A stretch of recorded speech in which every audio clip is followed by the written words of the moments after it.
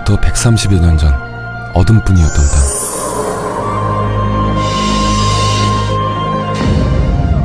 조선에 복음의 빛 한 줄기가 전해졌습니다.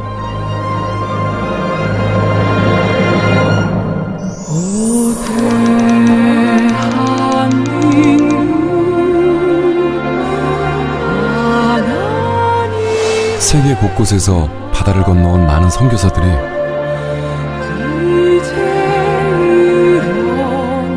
복음의 불씨를 들고 와 이 땅의 작은 미랄로 썩어져 갔습니다.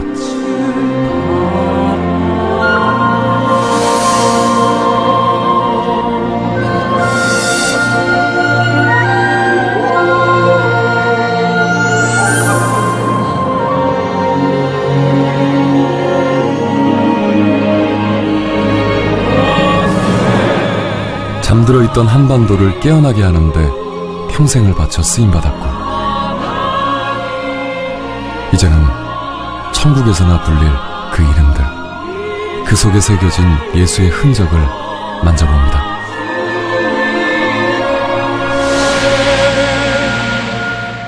내 빛을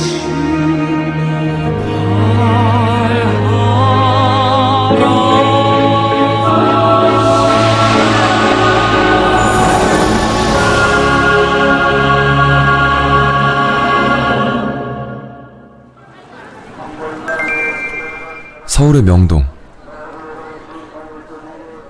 남자와 여자가 나란히 걷고 피부색이 다른 사람들까지 한데 어울려 살아가는 모습이 자연스럽습니다. 하지만 조금만 시간을 거슬러 올라가 보면 머리 모양과 옷차림에서부터 서로 한자리에 앉을 수도 없고 얼굴을 맞댈 수도 없는 큰 벽이 사람들 사이에 존재했습니다. 대물림되는 신분의 격차와 타고난 성별의 차이, 그 질서에서 벗어나기란 그리 쉽지 않았습니다. 교회 내에서도 그 차이는 엄연히 존재했는데요. 높고 낮은 사람, 귀하고 천한 사람을 구분짓던 그 벽을 복음의 빛으로 허물어 놓은 한 사람이 있었습니다. 백정들의 아버지, 가장 낮고 천한 자들의 친구라 불렸던 사무엘 무어 선교사의 이야기입니다.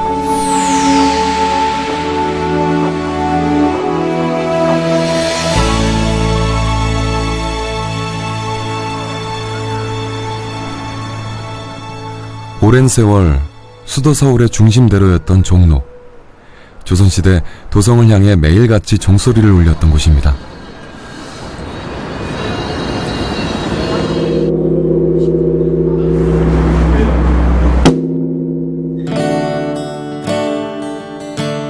양반과 상민, 그리고 남자와 여자, 태어날 때부터 신분과 성별로 모든 것이 규정되었던 시대가 있었는데요. 조선 500년 역사 속에 이어져온 그 뿌리 깊은 관념은 사람들 사이에 아주 견고한 장벽과 휘장을 쳐놓았는데요. 그것에 의문을 품은 한 사람이 있었습니다. 이야기는 130년 전으로 거슬러 올라갑니다.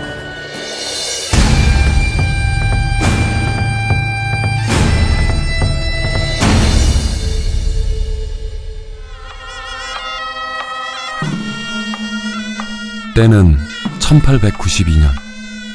대외적으론 서구 열강이 한반도를 둘러싼 채 각축전을 벌이고, 내부적으론 개혁을 원하는 민중들의 요구가 들끓던 시기였습니다. 또한 외세의 숱한 위협 속에서 근대 국가로 발돋움하기 위해 고군분투했던 전환기이자 정치적으로는 극심한 격변기였습니다.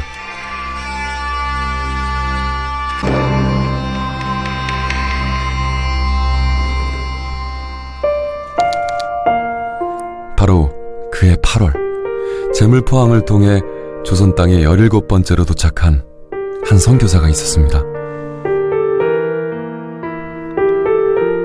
34세 나이에 낯선 땅을 밟게 된 사무엘 포맨 무어 선교사. 그의 눈에 비친 조선은 어떤 모습이었을까요? 불안한 정세 속의 변화를 두려워하며 오랜 인습에 묶여있는 사람들, 그 중에서도 가장 안타까운 장면이 있었습니다.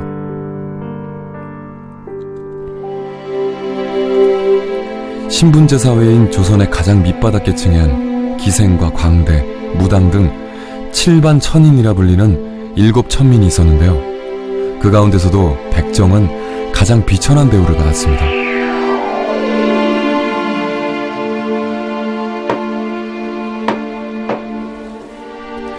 짐승을 도살한다는 이유로 사람 취급을 받지 못했던 백정은 그 이름조차 호적에 올리지 못했는데요.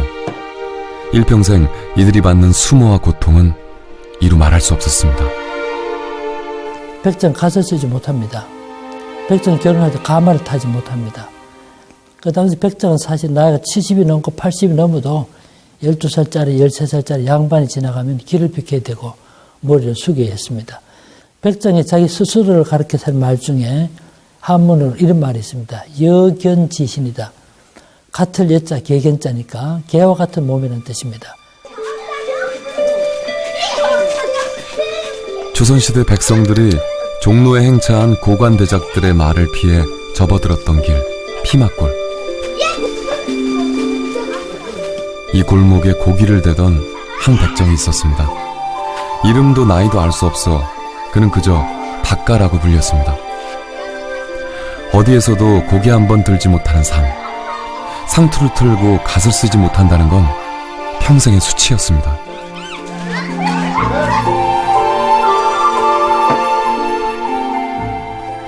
연중 셀 수 없이 많은 종묘 제례와 제사 때마다 소와 돼지를 잡아야 했지만 제대로 보수를 받지도 못했는데요. 그보다 더한 고통은 비천하게 태어난 운명을 대물림해야 한다는 것이었습니다.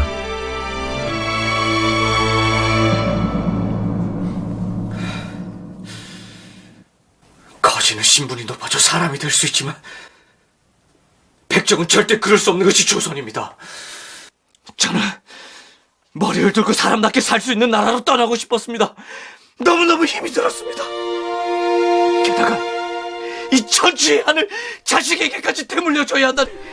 평생의 한을 자식에게까지 물려주는 건 죽기보다 싫었던 박가. 그의 뼈아픈 호소에 사무엘 무어 선교사는 함께 가슴 아파했습니다. 당시는 근대 문물의 유입으로 개화의 물결이 거세게 밀려오던 때 1887년도엔 최초로 전기가 들어와 경복궁에 불을 밝히는 등 조선은 하루가 다르게 변하고 있었습니다.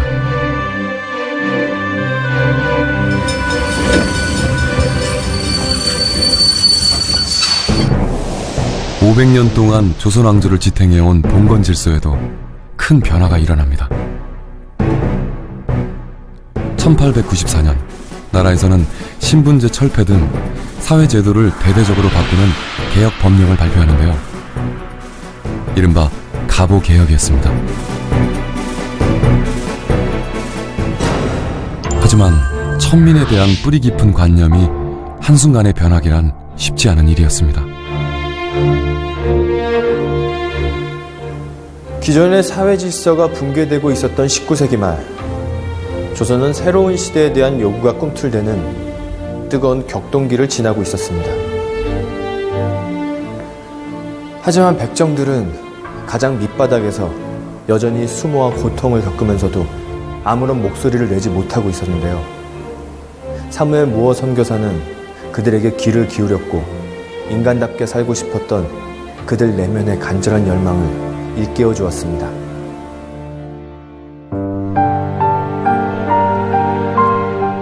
백정들의 가슴속 깊은 한을 알게 된 무어 선교사는 박가를 도와 정부에 상소문을 올리게 되는데요. 구구절절 담아낸 호소 중에서도 가장 간절했던 소원은 바로 양반들처럼 갓을 쓰게 해달라는 것이었습니다. 우리보다 낮은 계층 광대조차 각과 망군을 쓰는데 우리들만 유난히 허용되지 않고 있어서 그 한이 뼈에 사무치고 있습니다.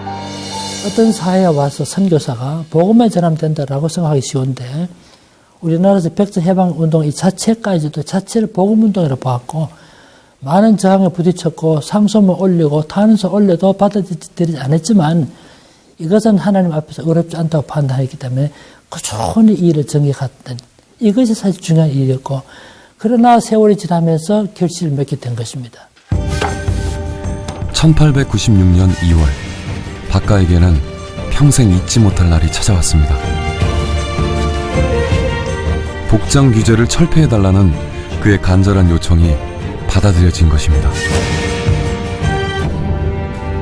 그것은 수차례 상소문을 올리며 밤낮으로 간구했던 박가의 절실한 기도에 대한 응답이었습니다.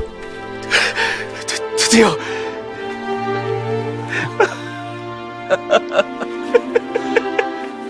박형제님 열심히 기도한 덕분이에요. 네, 하나님께 감사와 영광을 돌려드립니다. 곁에서 그를 도왔던 무어 선교사 역시 마치 자신의 일처럼 기뻐했습니다.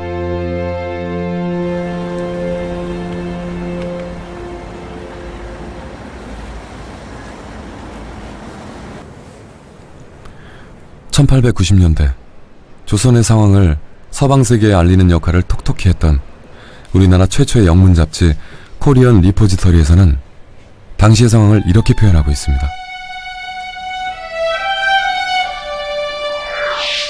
조선의 백정들이 갓을 쓸 수 있도록 왕의 허락을 받았을 때 그때의 기쁨이란 아브라함 링컨 대통령의 노예 해방 선언을 들은 흑인들의 기쁨보다 더 커 보였습니다. 갓을 쓴다는 것, 그것은 단순히 복장이나 의상의 문제가 아니었습니다.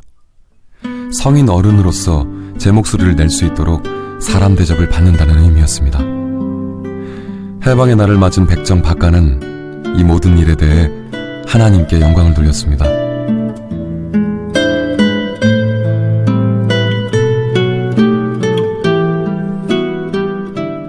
수백 명의 백정들이 모인 자리에서 그는 이렇게 외쳤습니다.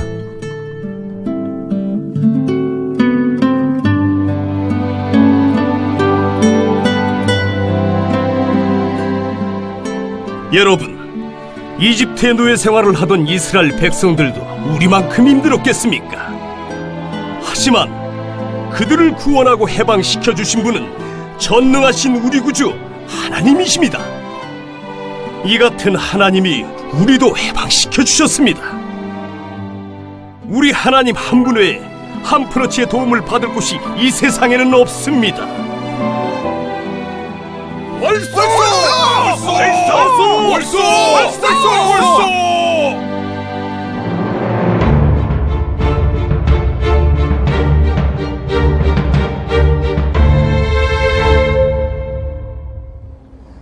사무엘 무어 선교사의 도움으로 인간답게 살 수 있는 길이 열렸던 백정 박가. 그는 이것이 전능하신 하나님 덕분이라고 전국을 돌아다니며 외치고 다녔습니다. 과연 그랬습니다. 하나님을 믿고 그처럼 극적으로 삶이 바뀐 사람도 드물 것입니다. 그것은 사무엘 무어 선교사와의 만남에서부터 비롯되었는데요. 그 만남은 참으로 특별했습니다.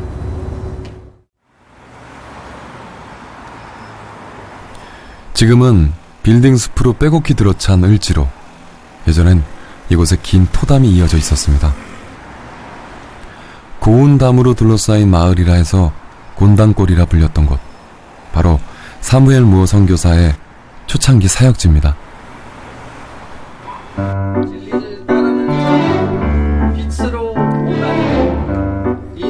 1893년도 이 마을에는 특별한 학교가 생겼습니다. 사무엘 무어 선교사는 조선에 온 그 이듬해 무료 소학교를 열고 한글과 수학뿐 아니라 성경 말씀도 가르쳤는데요. 독생자를 주셨으니 유행자는 신사를 하지 않는 것이요. 아이들의 부모님까지 따라 나와 함께 배울 정도로 인기가 많았던 무료학당은 가난한 평민과 천민의 아이들에겐 유일한 배움터였습니다. 사람들이 잡아다 그 가운데 백정 박가의 아들 봉출이도 끼어 있었습니다. 못 배운 한을 아들에게만은 대물림하고 싶지 않은 아버지의 바람이었습니다.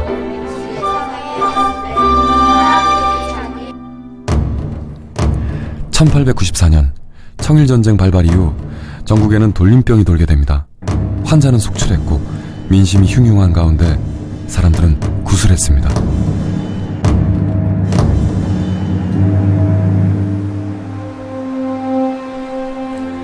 우리나라 최초의 근대식 병원 세브란스 병원의 설립자이자 근대의학의 아버지인 에비슨 선교사가 내한한 지 1년 만의 일이었습니다. 사무엘 무어 선교사와 친분이 두터웠던 에비슨 선교사는 당시 고종의 주치의였고 제중원의 4대 원장으로 부임해 활동하고 있었습니다. 콜레라가 한 집 건너 한 집으로 번져가던 어느 날 무어 선교사를 다급하게 찾아온 봉추리가 눈물을 흘리며 호소했습니다. 아버지가 사경을 헤매고 있으니 살려달라는 것이었습니다. 사람 취급 못 받던 백정의 아들이 매달릴 곳은 오로지 한 분, 파란 눈의 선생님뿐이었습니다. 무어 선교사의 부탁으로 백정 박가의 집을 찾아간 에비슨 선교사는 지극정성으로 그를 치료했습니다. 이후에도 여러 차례 왕진을 하며 치료한 결과 깨끗이 낫게 된 백정 박가. 하지만 죽을 병에서 벗어난 기쁨보다 더 큰 감격이 그에게 있었습니다. 임금님의 주치의께서 옥체를 만지던 손으로 나같이 짐승만도 못한 자를 만지고 고쳐주시다니요. 백정 박가와 무어 선교사, 그 특별한 인연이 이렇게 시작된 것입니다.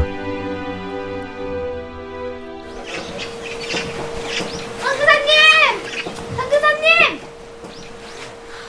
빨리 와요.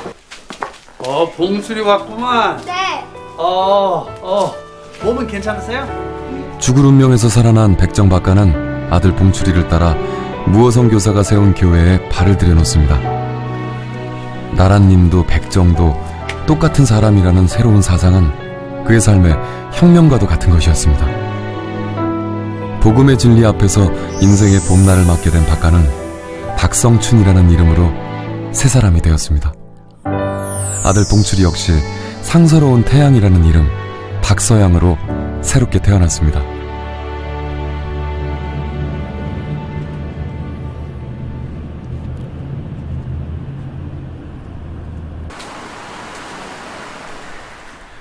미국 필라델피아의 장로교 역사박물관.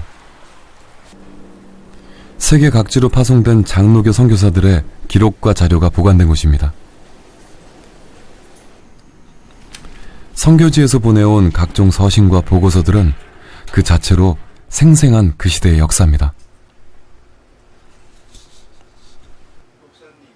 This is a section where we put our boxes for our missionary files. Every individual who's been a missionary has a file that most of them have ended up at the Presbyterian Historical Society. Here's Samuel Moore.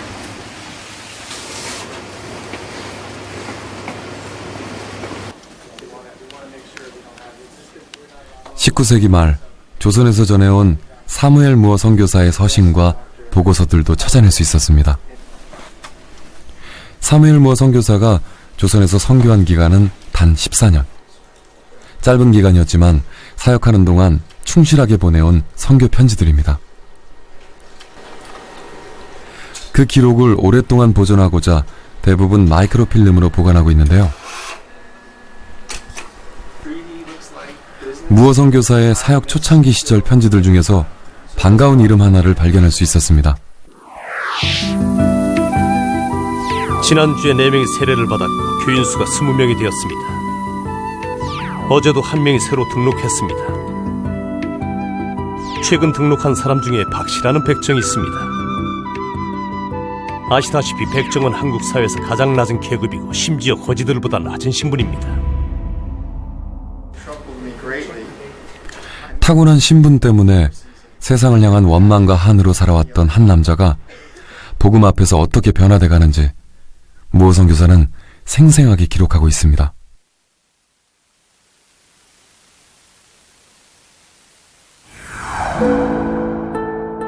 백정 박성춘은 어떻게 마음이 바뀌었는지, 어떻게 나쁜 점을 바꾸었는지 그리고 어떻게 아내와 자녀들에 대한 사랑이 가슴속으로부터 자연스럽게 샘솟았는지를 말했습니다.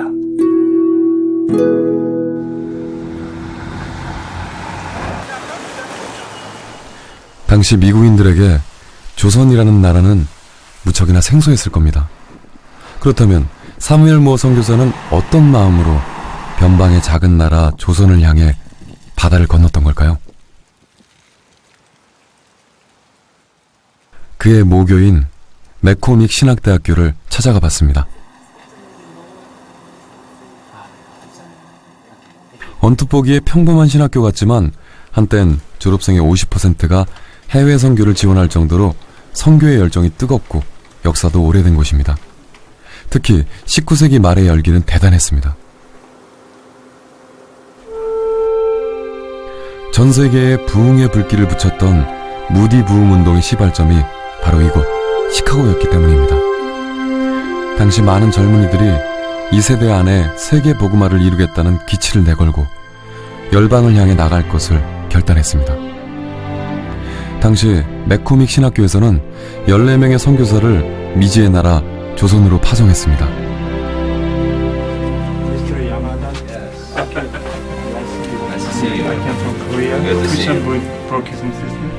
한국 장로교회가 형성되고 그 기초를 다지는데 맥코믹 신학교 출신 선교사들의 역할은 지대했습니다.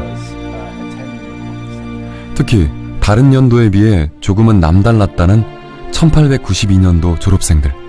This was a good group, and they supported one another. They prayed for and with one another, and they wrote a lot of letters. And for a 50-year period, the class of 1892 continued to write and to keep contact with one another.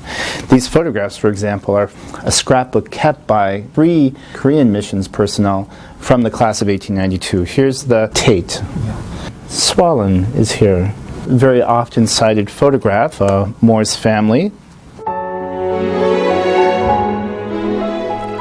1892년 졸업생 중에선 4명이 나란히 조선선교에 헌신했는데요. 호남선교의 개척자 테이트 선교사, 평양 대부흥운동의 주역 그레암 리 선교사, 48년간 한국에 머물렀던 스왈른 선교사, 마지막 한 사람이 바로 사무엘 무어 선교사입니다. The 19th century was a time of missions and a time of revivalism. And McCormick Theological Seminary was a center for urban evangelization, but then also for the preparation, especially of young men, for foreign missions. And the most difficult and the least accessible and the most challenging mission field rendered Korea to be of particular interest.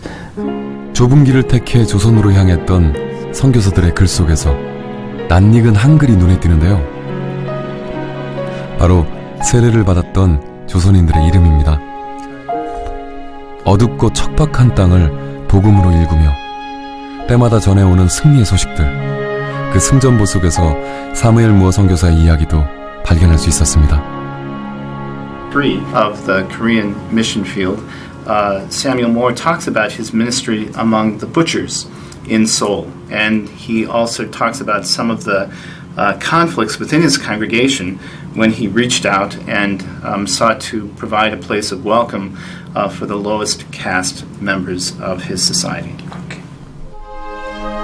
한국 이름 모삼열. 사무엘 무어 선교사는 백정 박성춘을 통해 고통받는 천민들의 삶에 관심을 갖게 됐고, 그것은 조금 남달랐던 그의 사역의 방향성을 정해준 중요한 계기였습니다. 하지만 그것은 결코 쉽지 않은 길이기도 했습니다.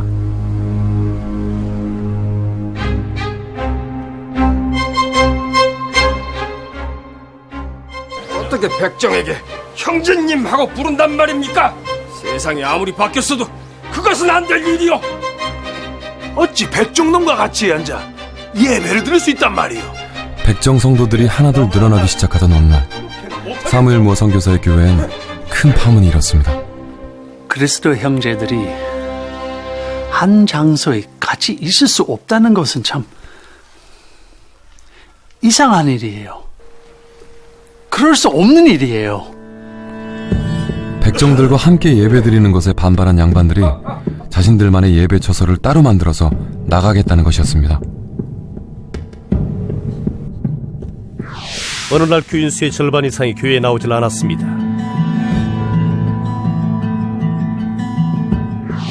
그 이유는 백정들과 함께하는 교회에 나갈 수 없다는 것입니다.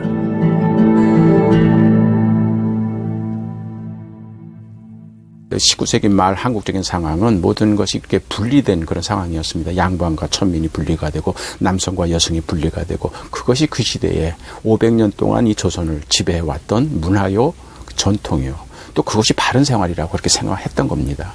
그렇기 때문에 그 외에 다른 것은 생각할 수가 없었던 거죠. 그렇기 때문에 곤단골교에 나왔던 이 양반 교인들도 성경 말씀 이것에 대해서는 다 동의하지만 아직도 500년 동안 자기를 억누르고 있었던 이런 사회적인 편견과 선입견, 그러니까 양반과 천민이 함께 예배드릴 수 있는 그런 환경이 도저히 수용이 안 된 거죠. 그러던 어느 날 예배에 나오지 않던 양반들 중 몇 명이 다시 무어 선교사를 찾아왔습니다.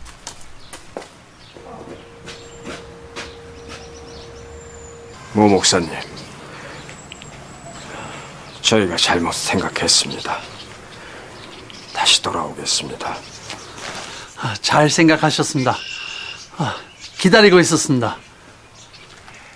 당장 이번 주 주일부터 교회로 돌아오겠습니다. 단 한 가지 부탁드릴 것은 저희가 섞이지 않고 따로 앉게 해주십시오.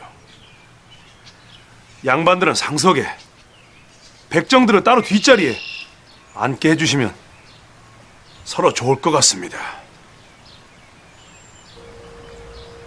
그건 안 된 말입니다.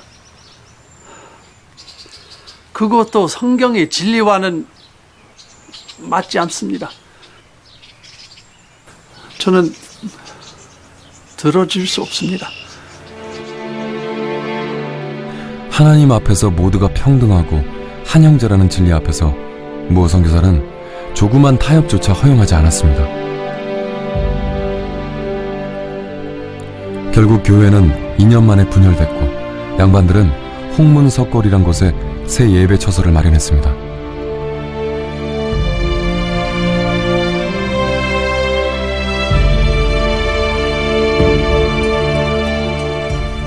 사무엘 무어 선교사가 가르쳤던 성경의 진리가 당시로선 그만큼 파격적인 개념이었던 것입니다. 조선 500년 역사를 지배해온 그 뿌리 깊은 통념은 성경 말씀 앞에서야 비로소 깨어지기 시작했습니다. 따로 떨어져 나가 예배드리던 양반들도 말씀을 깊이 깨닫게 되자 마음을 돌이키게 됐습니다. 자체적으로 양반들끼리 모여서 성경 공부를 하다가 자기네들이 이거를 잘못했다는 거를 알게 되는 그 과정 속에서 공교롭게도 곤단골 교회에 화재가 일어났습니다. 그래서 곤단골 교회에서 또 교인들이 예배를 드릴 수가 없는 상황에 벌어졌기 때문에 자연스럽게 그 잘못을 알고 있었던 홍문석골 교회의 그 양반들이 받아들임으로써 예배당에 불이 나는 바람에 갈 곳이 없어진 곤단골 교회 사람들에게 먼저 손을 내민 건 양반들이었습니다. 홍문석골 교회에서 함께 예배드리자고 제안했던 겁니다. 1899년 곤단골 교회 교인들이 홍문석골 교회로 들어가면서 다시 교회는 하나가 됐습니다. 종교라고는 외피를 뚫고 해서 그 핵심에 들어가니까 예수 그리스도를 만나게 되었을 때 예수 그리스도가 바로 자유케 하시는 분이고 해방하시는 분이고 평등을 하시는 분이고, 그래서 무어 선교사가 그 예수 정신을 가지고 예수 마음 때문에 결국 백정을 내치지 못했구나. 그렇게 되니까 예수를 알게 되니까 무어 목사님을 이해하게 된 거예요. 그러니까 무어 목사님 찾아가서 우리 교회 합칩시다. 그래서 승동교회가 되는 거죠. 서울의 인사동. 번화한 거리 위로 우뚝 솟은 십자가. 건물 전체가 문화재로 지정됐을 정도로 유서 깊은 교회, 승동교회입니다. 양반과 백정이 재결합한 곤단골 교회가 바로 이 교회의 뿌리이니 교회 역사가 좋기 120년은 넘습니다. 오늘은 장로와 권사 등 교회의 중요한 직분자들을 선출하는 날인데요. 교인들은 어떤 사람이 장로가 되기를 바라고 있을까요? 기도도 많이 하고 교회 일 많이 하고 봉사 많이 하시고 믿음도 좋으시고. 그거는 필요 없습니다. 네. 예. 하나님 앞에 바로 서고 하나님의 의를 이루어 드리려고 노력하시는 분. 사회적 신분이 중요치 않고요. 이 교회를 사랑하고 교회 행정을 잘 반영할 수 있는 장로를 선출하는 데 있어서 사회적 신분의 높고 낮음, 재물의 많고 적음은 문제가 되지 않는다고 하는데요. 어찌 보면 당연한 이 생각은 오래도록 내려오는 승동교회의 정신이자 전통이기도 합니다. 승동교회 110년사 기록을 보면 초대 장로의 명단 중에 박성춘의 이름과 이재영이라는 이름을 나란히 발견할 수 있습니다. 고종의 친척으로 왕손이었던 이재영, 그리고 우리가 잘 아는 백정 박성춘, 이 두 사람이 장로로서 서로 어깨를 나란히 하게 된 것입니다. 비록 사회의 변화는 더디다 해도 교회 안에서만큼은 백정도, 기생도, 장애인도 스스럼 없이 제 목소리를 냈던 곳. 승동교회는 시대 변화를 이끄는 주역으로서 3.1운동 등 역사의 중요한 순간마다 앞장서서 세상을 일깨워왔던 것입니다. 승동의 후손들도 그 무어 선교사님의 그 정신을 잘 이어받아서 이 시대 하나의 밀이 되어서 세상의 빛과 소금이 되는 역할에 우리가 충실하려고 최선을 다하고 있습니다. 기독교는 사람을 죄로부터 구원하는 복음입니다. 사역 초창기 7년 동안 무어 선교사는 무엇보다 복음 전파에 혼신의 힘을 기울였습니다. 그의 전도 방식은 독특했습니다. 거리에서 큰 소리로 책을 읽고 있으면 유창한 한국말을 하는 외국인이 신기해서 사람들이 몰려들었고, 사람들이 몰려들면 설교를 시작했습니다.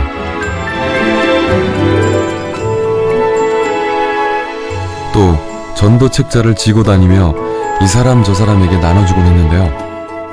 무어 선교사가 전하고 다니는 복음은 사람들 사이를 가로막고 있던 벽을 흔들어 놓을 만큼 강력한 것이었습니다.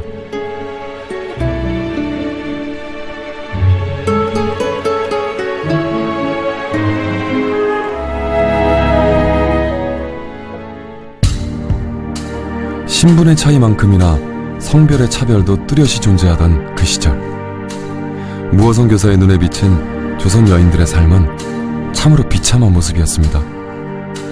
식사 때도 가족들과 겸상을 할 수 없었고 자기 의견을 말할 수조차 없었습니다.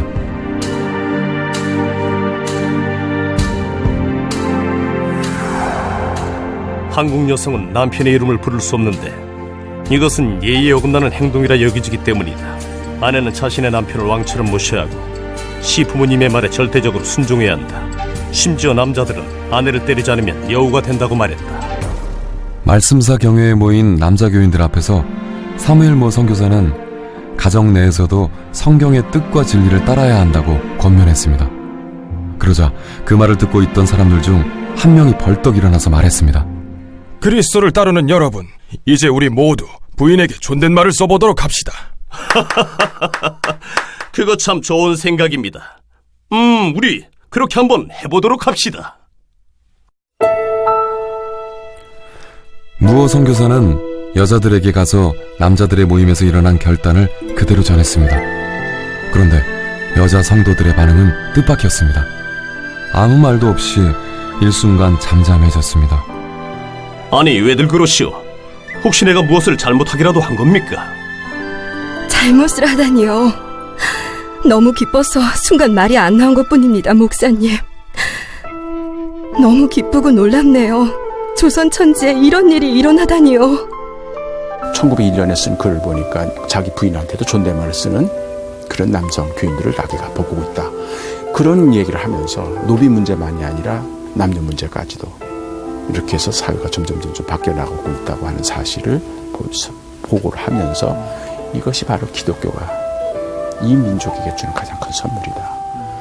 예수 믿고 천당 가자 그런 게 아니에요. 이분들은 사회를 바꿔놓는 거예요. 500년 동안 켜켜이 쌓아졌던 그런 잘못된 편견과 선입견을 깨뜨리는 게 그게 기독교가 할 일이야. 그게 기독교의 할 일이지 세상을 바꿔놔야지 그게 세상의 소금과 빛이 되는 거예요. 당시 한반도에 번졌던 복음의 불길은 그야말로 새로운 세상을 열어가고 있었습니다. 이름 없이 사는 존재였던 여인들이 전도 부인으로 세워져 교회 부흥의 견인차 역할을 했고, 복음을 받아들인 자들은 먼저 오래도록 붙잡아온 무속신앙부터 버렸는데 그 파격적인 삶의 변화가 세상을 놀라게 했습니다.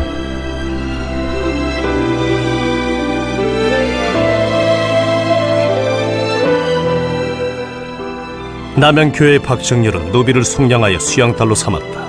이것은 주의 빛이 그 마음속에 비추었기 때문이다. 황해도 범내 감리교회 이연철은 노비 5사람의 문서를 불사르고 가족들을 속량해주며 주를 진실이 믿으라고 권했다.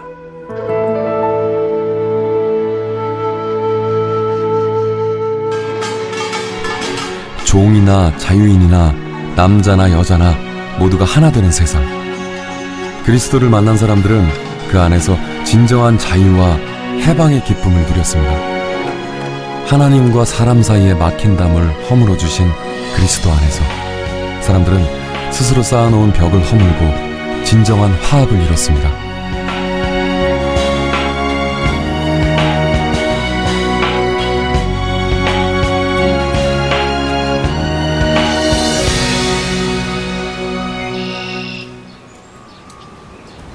사무엘 무어 선교사는 천민해방운동가도 여성운동가도 아니었습니다. 그는 그저 여기저기 복음의 씨앗을 뿌렸을 뿐인데요. 복음의 씨앗은 그 자체의 생명력으로 사람들을 마음속에 뿌리를 내리고 의식을 바꾸어 놓았습니다. 복음의 진리는 기존의 잘못된 인습과 제도에 의문을 품게 했고 사회 전반을 변화시켜 나가는 실제적인 힘이 되었던 것입니다.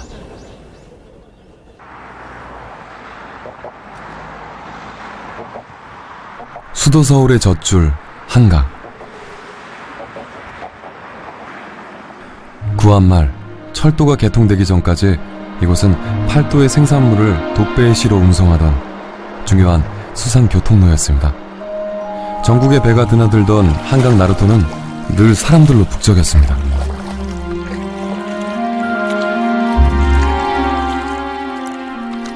사무엘 무어 선교사는 배 한 척을 장만해 기쁜 소식이란 이름을 붙이고 한강 유역을 따라 전도 여행을 떠났습니다. 당시 교통과 물류의 요충지였던 마포 나루터 일대에는 상인과 지객꾼들이 많이 살고 있었는데요.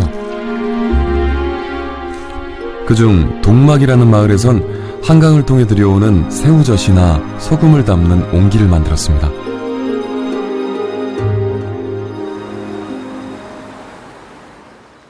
그 마을에도 사무엘 무어 선교사의 돛배가 들어왔고 교회가 세워졌습니다. 그때 뿌려진 복음의 씨앗으로 든든히 뿌리내리고 선 동막교회는 사무엘 무어 선교사의 정신을 지금도 이어가고 있습니다. 동막교회에서 가장 열성적인 사역팀은 전도단입니다. 이름도 무어 선교사의 배 이름을 따서 기쁜 소식 전도단.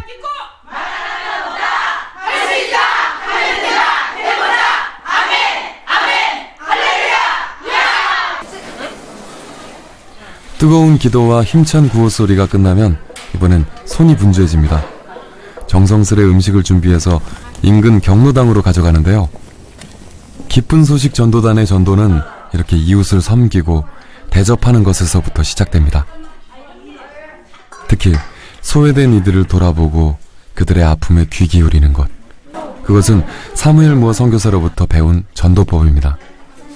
전도를 나가서 이제 사람을 알게 되면 이렇게 관계를 맺게 되는데요. 이제 그분들의 삶 속으로 찾아가서 필요를 채워주기도 하면서 그 가운데 이제 복음을 조금씩 알게 해드리고 있습니다. 다른 어떤 교회 다 마찬가지겠지만 특별히 복음에 빚진 교회다 이렇게 말씀드릴 수 있거든요. 사무엘 무어 선교사님이 가난한 사람들 그리고 뭐 백정이라든가 이런 천민들을 위해서 주님의 심정을 가지고 애쓰셨던 것처럼 정말 이 조선 땅에 와서 자신을 다 내려놓고 그리고 가장 낮은 데까지 내려갔던 사람입니다. 바로 그것을 우리 아이들과 오늘의 교회, 우리 교회를 포함해서 오늘의 교회가 기억하고 그리고 이어받아야 될 줄로 그렇게 생각을 하는 것입니다. 1년에 4개월 이상씩은 집을 떠나 전도 여행을 다녔던 사무엘 무어 선교사. 한강 일대에 복음의 힘찬 물결을 일으켰던 그의 발길은 점점 더 나아가 강원도와 황해도에까지 이르게 됐습니다. 정말 이분은 선교, 그러니까 복음 전도에 굉장한 열의와 노력을 기울였던 것을 알 수가 있습니다. 이를테면 1899년에 이분이 대개 88일 정도에 60개 마을을 방문을 하면서 전도를 했습니다. 그 거리를 따지면 대개 900마일이니까 1000 몇백 킬로가 되는 엄청난 거리를 도보로 걸어 다니면서 복음을 전도했던 거죠.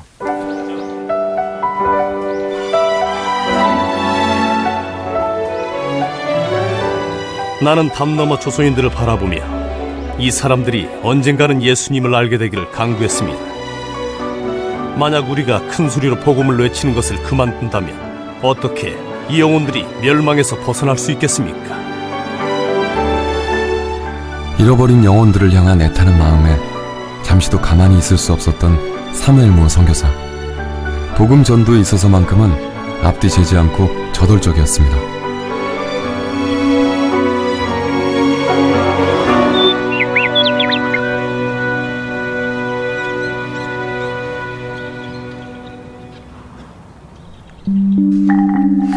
(1900년) 어느 날 주한 미국 공사였던 알렌은 편지 한 장 때문에 몹시 화가 났습니다.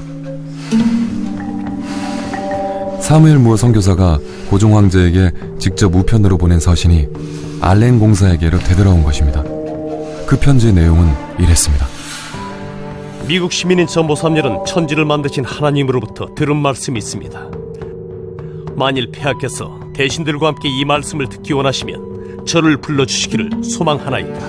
배상 모삼년.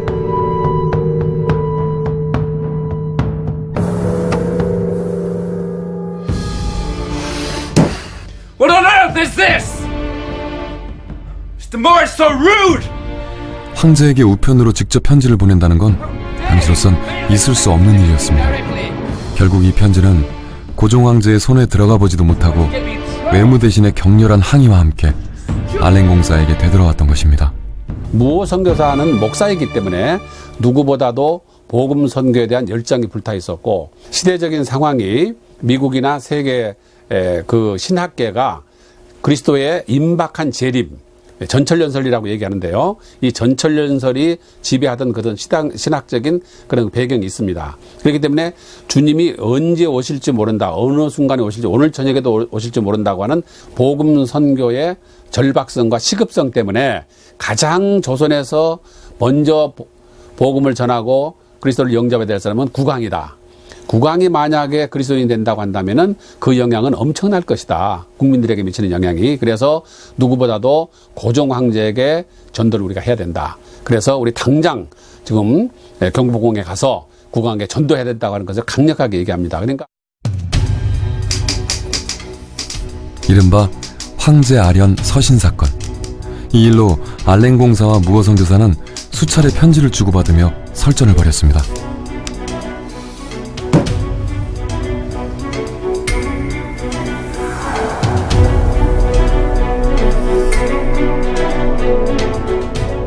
폐하께 직접 서신을 보내다니 이토록 무례한 일이 어디 있어?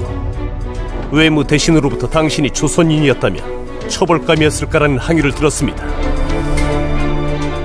저는 이것이 무례한 행동이 될지는 미처 몰랐습니다.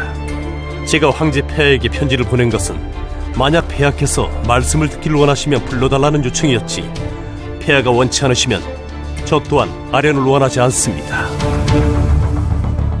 알렌은 이 사건을 미국의 장로회 선교본부에 보고했고 무어 선교사의 징계를 강력하게 요청했습니다. 알렌의 생각에 이것은 참으로 위험하고 치기 어린 행동이었습니다.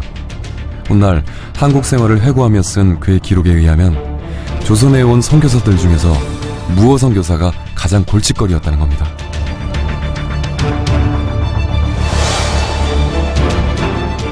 백정에서 왕으로의 선교라니 그것은 지나친 도약입니다. 무엇 선교사는 아주 완고해서 말이 통하지 않은 사람입니다. 또한 그는 계속해서 다른 선교사들에게 염려를 끼치고 있는 것 같습니다.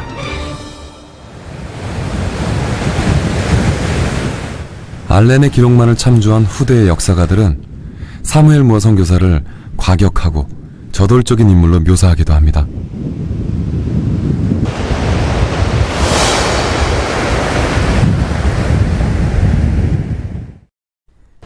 살아생전에도 그랬고 후세에서도 사무엘 무어 선교사에 대한 평가는 극과 극으로 갈리는데요.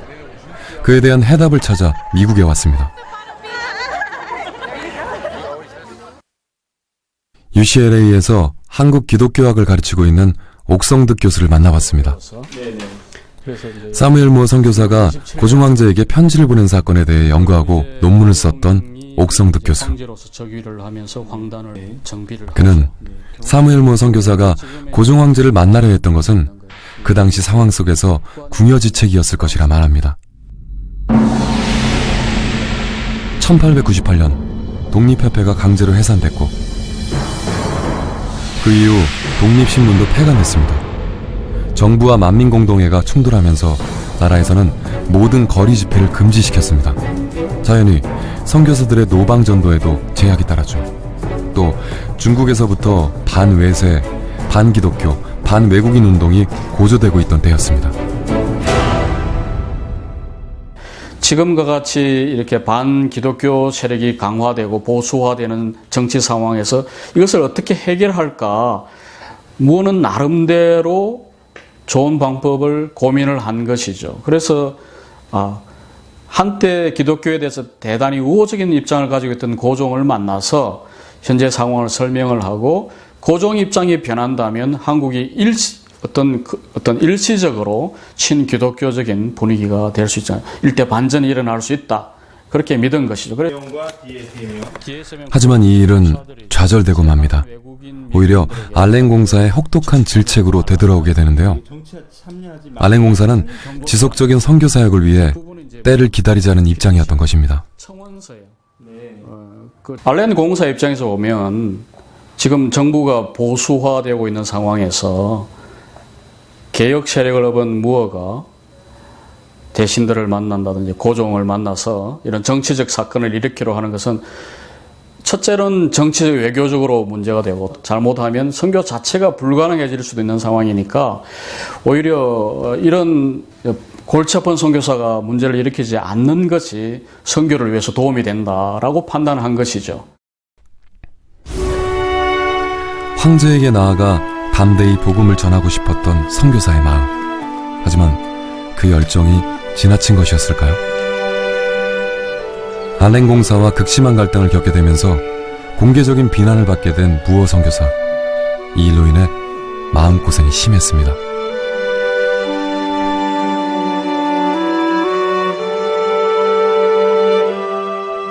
내가 누구도 미워해서 안 되겠지만 너무 참을 수 없어서 한 2주 정도 나쁜 마음을 품고 지냈습니다. 그러자 누군가 내 뒤에서 기도하고 계신 것을 느꼈습니다. 이제는 그를 용서할 수 있고 내 마음의 안정도 찾게 되어 하나님께 감사합니다.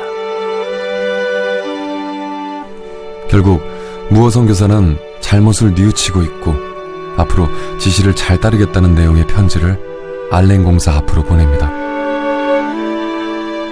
그렇게 사과 편지와 함께 이 사건은 일단락됐습니다.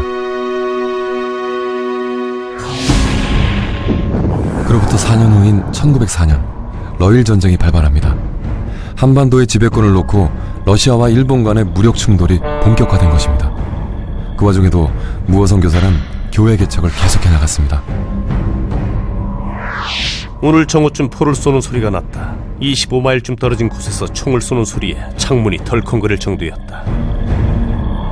나는 백천지역 42명의 어른과 20명의 아이들에게 세례를 주었다. 세어보니 지난 2달 동안 어른 232명, 아이 54명이 세례를 받았다.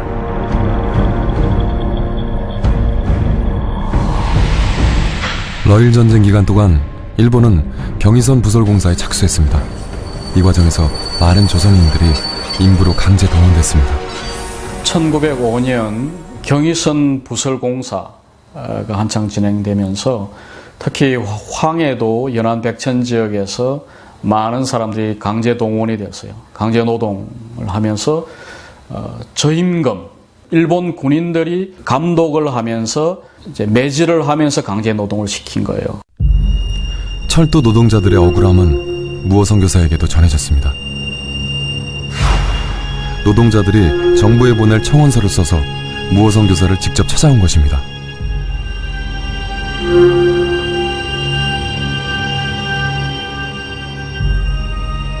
무어는 그 전에도 백정을 도왔고 평소에 이제 민중 고통당하는 백성들을 대해서 상당히 이제 동정심을 많이 가지고 있는 사람이었기 때문에 자기들을 잘 이해해주는 무어 선교사를 찾아가서 이야기를 하면 좀 어느 정도 해결이 되지 않을까.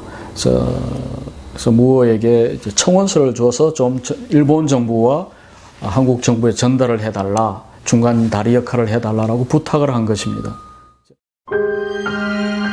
억울한 자들, 고통당하고 소외받는 자들 사이에선 좋은 상담사이자 대변인으로 여겨졌던 사무엘 무어 선교사.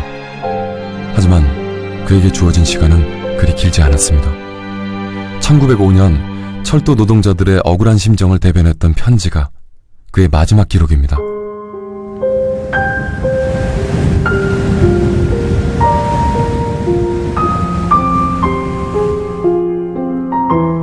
마치 내일이 없는 것처럼 복음을 전하러 다니고 힘없고 약한 자들에게 온 마음을 쏟았던 삶. 그는 자신에게 닥칠 운명을 알고 있는 듯 했습니다. 일제의 수탈로 고통받는 노동자들과 함께 아파했던 그 이듬해 사무엘 무어 선교사는 하나님의 부르심을 받았습니다. 조선 땅을 밟은 지 14년 만의 일이었습니다. 무어 선교사가 갑작스레 세상을 떠난 지 16년 후 부인 또한 폐결핵으로 소천했습니다. 어린 자녀들만 남겨둔 채 모든 것을 조선에 쏟아붓고 떠난 삶이었습니다. 무어 선교사가 한국에서 13년밖에 활동을 못하고 46살에 세상을 떠났지만 그를 기억하는 동료 선교사들이 이구동성으로 그는 참 신실한 선교사였다. 흔들림이 없었다. 믿음에서. 그런 사랑의 사람이었고 그 모든 사람에게 사랑을 받았다. 결국 선교사들의 마지막 메시지는 뭐고 사랑이죠. 그 예수님이니까. 그걸 남겨놓고 간 거예요. 그러니까 결국은 예수님이 살아가신 그걸 보면은 요새 사회에서 이렇게 성공적으로 이 사회 제도에서 성공적으로 사신 분이 아니잖아요. 그분 정말 소자 하나라도 귀히 여기는 그런 마음을 가지셨고 천민들과 소외된 사람들과 또 제 권리를 찾지 못하는 사람들에게 복음을 전해서 이 복음을 통해서 하나의 인간으로서 다시 태어나게 만든 것처럼 우리 한국교회가 무어 선교사의 그런 정신을 통해서 회복해 가야 되지 않는가. 복음의 정신, 평등 정신이나 형제라든가 이런 복음의 정신을 가장 잘 구현하려고 노력했던, 그러니까 현실과 타협하지 않고 예수님이 이 땅에 오신 그 이유를 가장 잘 구현하려고 순수하게 노력했던 선교사가 아니었을까, 이렇게 말할 수 있을 것 같습니다. 이 땅을 위해 헌신한 선교사들과 그의 가족 145명이 안장돼 있는 외국인 선교사 묘원입니다.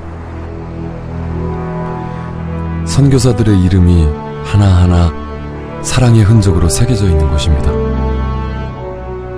이 땅에 뼈를 묻기까지 조선을 사랑하게 해달라고 기도했던 사무엘 무어 선교사 역시 이곳에 그 사랑의 증거를 남겼습니다.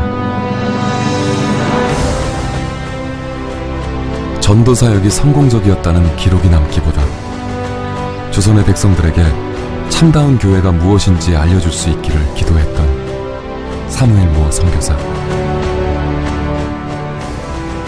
타오르는 불꽃처럼 뜨거웠던 그의 짧은 생을 통해 우리는 만났습니다. 사람 위에 사람이 없는 세상.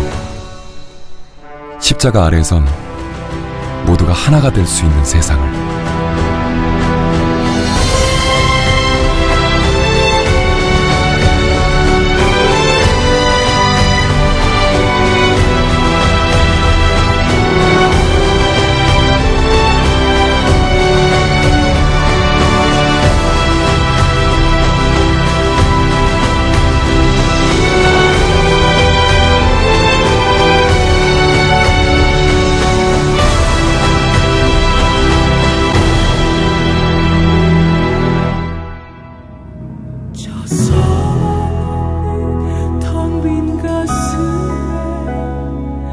채